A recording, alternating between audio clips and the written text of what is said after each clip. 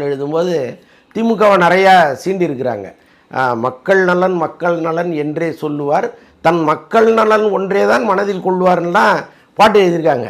அன்றைக்கி கலைஞரை குடும்ப கட்சி குடும்ப ஆட்சி அப்படின்லாம் அன்றைக்கே ஆரம்பிச்சிட்டாங்க. ஸோ அதெல்லாம் மனதில் வைத்து தான் எம்ஜிஆர் அப்படி ஒரு வரியை எழுத சொல்லி அதை படத்தில் பயன்படுத்தினார். விஜய் போன்ற ஒரு புதிய தலைவர், ஒரு பெரிய மக்கள் எழுச்சி பெற்ற ஒரு தலைவர் தும்முனா கூட அதுக்கு ஒரு அர்த்தம் இங்கே வந்துடும் போல இருக்குது.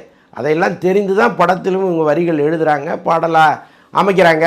சரி, ஓகே, இந்த பாடல் எப்படி இருக்குது அப்படின்னா அடித்து பட்டையை கிளப்பிடிச்சு அப்படிங்கிறது தான் ஒரே வார்த்தையில் நம்ம சொல்லணும். அதில் விஜய் ஆடுகிற அந்த ஆட்டம் எல்லாம், விஜயினுடைய டான்ஸ் பர்ஃபார்மன்ஸ் எல்லாம் அப்படி இருக்குது. எப்போவுமே அவர் டான்ஸில் நம்பர் 1.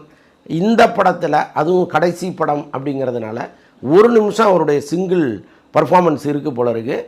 அதையும் நீங்கள் படத்தில் பாருங்கன்னு ஒரு டயலாக்கோட அந்த பாடலை முடிக்கிறாங்க. ஸோ அதனால் அது ரொம்ப ஆர்வமாக நாமெல்லாம் எதிர்பார்க்கலாம். 1000 ரூபாய் கொடுத்துட்டு தேவையில்லாத வட்டி எல்லாத்தையும் அதிகமாக போட்டுட்டு எங்களால் சமாளிக்க முடியல. அதனால எங்களுக்கு 1000 ரூபாய் வேண்டாம். தமிழக அரசு மக்களுக்கு ஒரு சேவை செய்கிற மாதிரி எங்களுக்கு வேணும். தேவையில்லாத ஊக்கத்தொகையை கொடுத்துட்டு அதிக செலவு ஏற்படுத்தி எங்களால் முடியல. அதனால எங்களுக்கு ஊக்கத்தொகை தேவையில்லை. இலவசமே வேணான்றீங்களா? வேண்டாம். விஜய் வரலாமா? வரலாம். புது ஆட்சி கொடுக்கலாமே, முயற்சி கொடுப்போம். அதனால வரது நாங்க எல்லாருமே விரும்புறோம். இல்ல, கரூர்ல இவ்வளவு பெரிய சம்பவம் நடந்திருக்கு. இதுக்கப்புறம் விஜய் எழுந்து வர அவர் யாருமே வாங்கலாம் சொல்லுங்களே, சின்ன குழந்தைங்க வாங்கணும் செய்ய சொல்லிட்டு ஒரு பாதுகாப்பு முன்னெச்சரிக்கை கொடுத்தாரு. அது மீறி எல்லாரும் பிறந்தாலும் அவர் தப்பு ஒண்ணே கிடையாதுங்களே. மக்கள் நம்ம தான் கொஞ்சம் உஷாரா இருக்கணும். அதனால அவர்